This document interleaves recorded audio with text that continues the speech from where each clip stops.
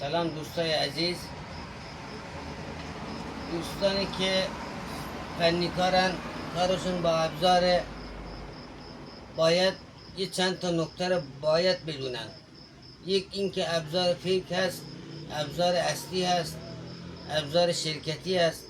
دوستان اینو از کسایی که اطلاعات دارن بپرسید. یه میخواین یه کارگر یه بار میخواد هزینه کنه یه ابزار فیکو دیده داخل اینترنت، میگه این قیمتش خوبه. یه دستگاهی که دو روز هم شاید بهش کار نده. از من ابزار فروش میپرسین دوستان، تا جایی که امکان داره ابزار ضمانتدار خرید کنیم. بعد اینکه شما وقتی اطلاعات ندارین یه مقدار تحقیق کنید. امروز یه مشتری اومده دیره شارژی میخواد، یه برند مطرح رو میگه این قیمتش 2500 نیست.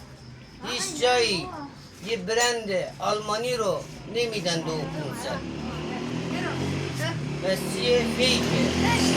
رابطی یه دستگاهی بخرین که لااقل یه سال ضمانت داشته باشه، یه سال بهتون کار بده. من خودم به شخص برند لیهو رو قبول دارم با برند اینکو. این دوتا برند دارم کار میکنم تو گنبد کابوس. حالا هستن شرکت های دیگه، حالا اسمی میبرن. بعضی شرکت با تولید کننده فرق میکنه.